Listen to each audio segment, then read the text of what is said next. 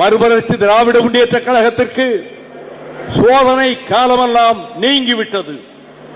இருளும் ஒளியும் மாறி மாறி வரும் என்று நான் கூறுவதைப் போல 32 ஆண்டுகளை கடந்திருக்கிற மறுமலர்ச்சி திராவிட முன்னேற்ற கழகம் எத்தனையோ அறைகூவல்களை சவால்களை சந்தித்திருக்கிறது. அத்தனையும் எதிர்கொண்டு இந்த இயக்கம் இன்றைக்கு குன்றமென நிமிர்ந்து நிற்கிறது என்று சொன்னால், தம்பி, உன்னை போன்ற கழக தோழர்கள் அவர்கள் காட்டியிருக்கக்கூடிய உறுதியும் இந்த இயக்கத்தை பாதுகாக்க வேண்டும் என்ற எண்ணமும் கழகத்தை பாதுகாத்து தந்திருக்கிறது. தமிழ்நாட்டின் வாழ்வாதாரங்களை காப்பாற்ற போராடிய இயக்கம் எது? மறுமலர்ச்சி திராவிட முன்னேற்ற கழகம். நாங்கள் தேர்தலிலே பெரிய வெற்றிகள் பெற முடியாமல் போயிருக்கலாம், வாக்குகள் கிடைக்காமல் போயிருக்கலாம். ஆனால் நாங்கள் தமிழ்நாட்டு வாழ்வாதாரங்களை காப்பாற்றியதற்கு போராடியதைப் போல எந்த கட்சியும் போராடியதில்லை. இதை சவால் விட்டு சொல்வேன். முல்லை பெரியாறு பென்னிக்குக் அணையை பாதுகாக்க வேண்டுமா? வைகோவின் பட்டாளம் தான் அதை 12 ஆண்டுகள் போராடி பாதுகாத்து தந்தது.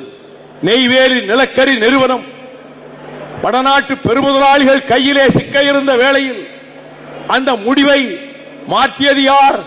நெய்வேலி வட்டாரத்திலே வேலை பார்க்கிற தொழிலாளர்களிடம் போய் கேளுங்கள்.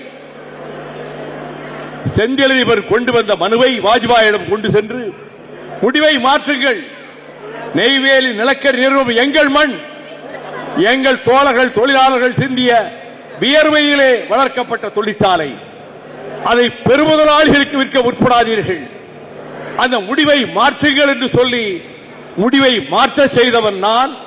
எனக்கு நெய்வேலியிலே அத்தனை தொழிற்சங்கங்களும் சேர்ந்து வரவேற்பு கொடுத்தார்கள். அதை போலத்தான் சோழ மண்டலத்தில் காவிரி தீரத்தில் மேகதாட்டு அணையை கட்டுவதனால் பஞ்ச பிரதேசமாகிவிடும் என்று ஊர் ஊராக சென்று எச்சரித்தவன் நான். அந்த திட்டம் போடப்பட்ட போதே 2012 கிருஷ்ணகிரி எல்லையில் போய் போராட்டம் நடத்தியவன் நான். ஸ்டெர்லைட் நாசகார நச்சாலையை தூத்துக்குடி மண்டலத்திலே இருந்து விரட்டி அடிப்பதற்கு உலக கோடீஸ்வரன் அனில் அகர்வாலை எதிர்த்து எத்தனையோ கட்சிகளை வளைக்க முடிந்தது ஆனால் வைகோவின் பக்கம் நெருங்க முடியவில்லை. மறுமலர்ச்சி திராவிட முன்னேற்ற கழகத்தின் பக்கம் நெருங்க முடியவில்லை. பாதுகாத்துக் கொடுத்தோம்.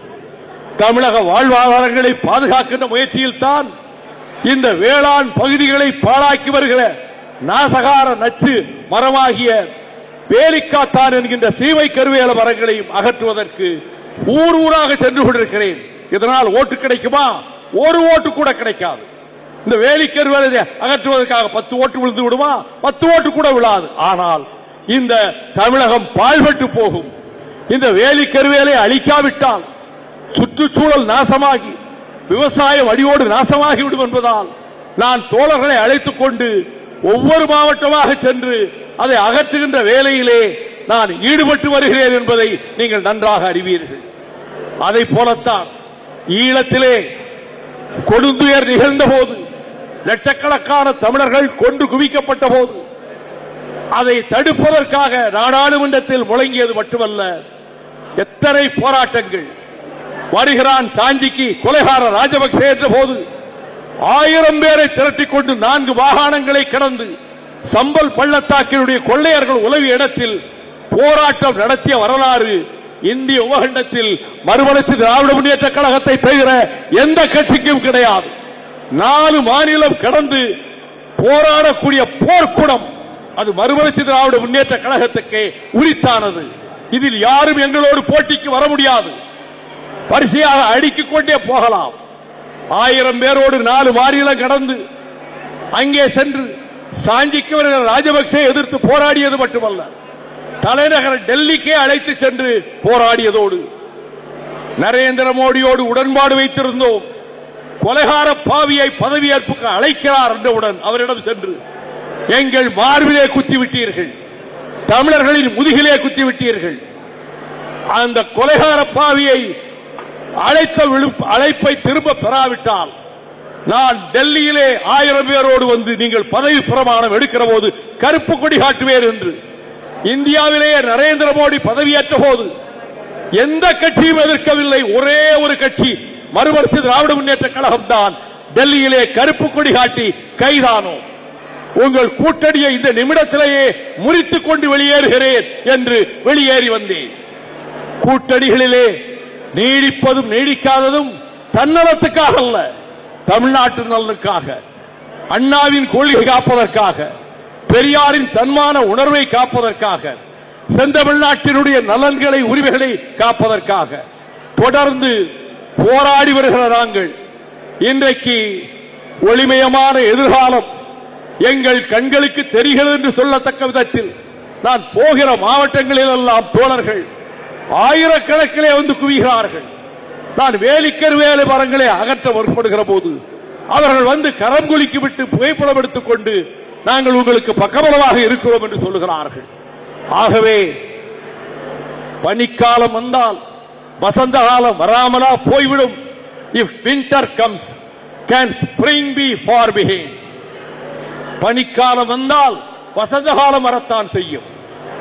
பனிக்காலம் நமக்கு நீங்குகிற வேளை நெருங்கிவிட்டது.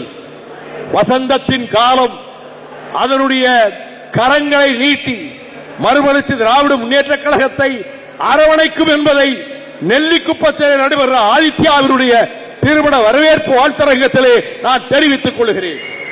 சில நிகழ்ச்சிகள் என்றைக்கும் மறக்க முடியாது. திராவிட முன்னேற்ற கழகத்தில் கடைசியாக மந்தக்குப்பம் மைதானத்தில் பல்லாயிரக்கணக்கானவர்கள் மத்தியில் நான் பேசிவிட்டு போனேன். அதற்கு பிறகு நான் கழகத்திலிருந்து நீக்கப்பட்டேன். அந்த நிகழ்ச்சியும் மறக்க முடியாது. அந்த நெய்வேலி கூட்டம் மறக்க முடியாத நிகழ்ச்சி. நெல்லிக்குப்பம் இந்த வரவேற்பும் மறக்க முடியாத நிகழ்ச்சியாகத்தான் அமைய போகிறது. எங்கள் கழக வரலாற்றில் முக்கியமான முடிவுகள் எடுக்கப்பட இருக்கின்ற சூழ்நிலையில் நான் வந்து பேசுகிற இடம் ஆதித்யாவினுடைய திருமண வரவேற்பு அரங்கம். இந்த நிகழ்ச்சியை நான் மறக்க மாட்டேன். கடைசியாக இதற்கு பிறகு எங்கே போய் பேசினோம்? நெல்லிக்குப்பம் சென்றோம். ஆதித்யா ரமாவினுடைய திருமண வரவேற்பிலே பேசினோம் என்று நினைக்கத்தக்க வகையில் கழக கண்மணிகளே கவலைப்படாதீர்கள். அடுத்து என்ன நடக்கும் என்று நீங்கள் மனதுக்குள்ளே சஞ்சலப்படாதீர்கள். நடப்பவை எல்லாம் இனி நல்லவைகளாகத்தான் இருக்கும். நடப்பவைகள் எல்லாம் இந்த இயக்கத்துக்கு மகுடம் சூட்டுவதாகத்தான் இருக்கும். நடப்பவைகள் எல்லாம் தமிழக மக்கள் நம் நலனுக்காக போராடுகிற இயக்கம், நம் உரிமைகளுக்காக போராடுகிற இயக்கம், மறுமலர்ச்சி திராவிட முன்னேற்ற கழகம் என்ற உணர்வினை பெறுவார்கள். வளரும் இளைஞர்கள், மாணவ கண்மணிகள், நீங்கள் பகுத்தறிவு உள்ளவர்களாக, சுயமரியாதை தன்மானம் உள்ளவர்களாக, இந்த செந்தமிழ்நாட்டினுடைய நலன்களை உரிமைகளை காப்பாளர்களாக நீங்கள் வளர வேண்டும். நீங்கள் வாழ்க்கையை அர்ப்பணிக்க வேண்டும் என்று நான் கேட்டுக்கொள்கிறேன். பத்திரிகையாளர்கள் இன்றைக்கு பேட்டி உண்டா என்று என்னிடம் கேட்டார்கள். இன்றைக்கு பேட்டி இல்லை என்று சொன்னேன். ஏன்? இன்னும் 2 நாட்களில் 26ஆம் தேதி கழகத்தின் உயர்நிலை குழு கூட இருக்கிறது. அங்கு வாதங்கள் நடக்கும், கருத்துக்கள் பரிமாறப்படும். மறுநாள் 27ஆம் தேதி மறுமலர்ச்சி திராவிட முன்னேற்ற கழகத்தின் பொதுக்குழு கூட இருக்கிறது. பொதுக்குழுவிலே கருத்துக்கள் பரிமாறப்படும். பொதுக்குழுவிலே தக்க முடிவுகள் எடுக்கப்படும். அதற்கு முன்பாக நான் எந்த கருத்தையும் கூறுவதற்கு விரும்பவில்லை. கழக கண்மணிகளுடைய கருத்துக்களை அறிந்து, அவர்கள் மன ஓட்டத்தை அறிந்து, எங்கள் தன்மானத்தையும் சுயமரியாதையும் காப்பாற்றிக் கொள்ளுகிற விதத்தில் நாங்கள் எந்த கூட்டணியில் இருந்த போதிலும் அந்த கூட்டணியின் தலைமையை உச்சிமேல் வைத்து மெச்சியதோடு மட்டுமல்லாமல் விசுவாசமாக உழைத்தவர்கள், அதற்காக பாடுபட்டவர்கள். 9 ஆண்டு காலம் நாம் தொடர்ந்து வந்திருக்கக்கூடிய கூட்டணியில் நம்மை போல திராவிட முன்னேற்ற கழகத்தின் தலைமையை உச்சி மீது வைத்து வெற்றியவர்கள் கூட்டணியிலே எந்த கட்சியும் கிடையாது. அந்த அப்படிப்பட்ட தோழமையை, அப்படிப்பட்ட நேசத்தை, பாசத்தை, பரிவை, நெருக்கத்தை பாதுகாத்து வந்துதான் நாங்கள் இயக்கத்தை நடத்தி கொண்டிருக்கிறோம். அதே வேளையில் கழக கண்மணிகளின் உள்ளங்களில் ஊமை காயம் இருக்கிறது. நாம் நாடு பூராவிலும் திராவிட முன்னேற்ற கழகம், அண்ணா திராவிட முன்னேற்ற கழகத்தை அடுத்து நாடு பூராவிலும் ஒரு சிறிய கிராமத்தில் கூட 4 தொண்டர்கள் இருப்பார்கள். வியாபித்திருக்கக்கூடிய இயக்கம் மறுமலர்ச்சி திராவிட முன்னேற்ற கழகம். அனைத்து மாவட்டங்களிலும் கட்சி இருக்கிறது, ஊருக்கு ஊர் கட்சி இருக்கிறது.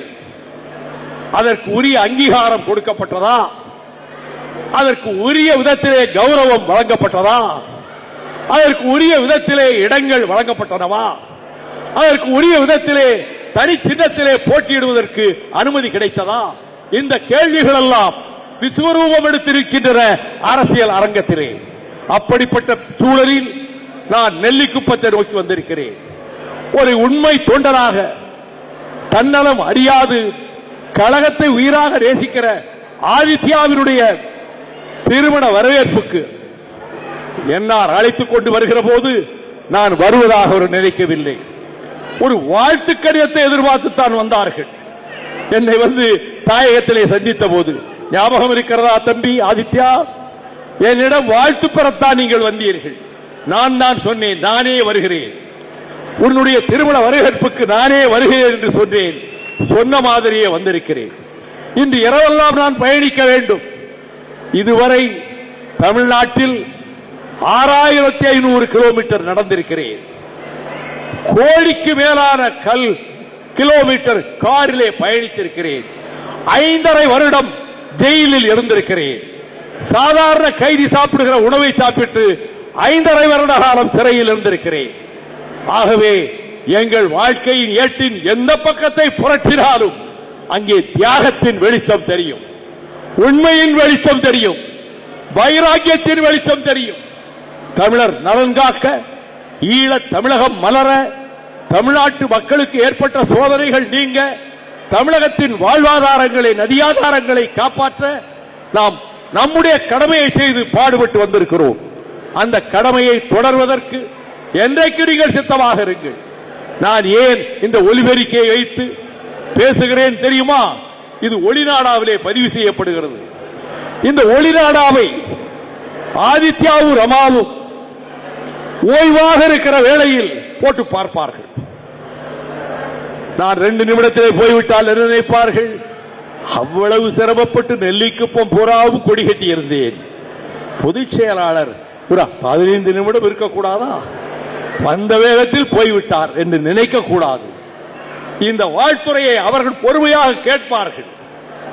இதை ஒளிநாடாவிலே இருந்து வீட்டிலே ஒரு 10 நாள் கழித்து, 15 நாள் கழித்து, அல்லது தேனிலவு காலம் முடிந்து போட்டு பார்க்கிற போது நான் பேசியதெல்லாம் உங்களுக்கு மெய்சிலிருக்க வைக்கும்.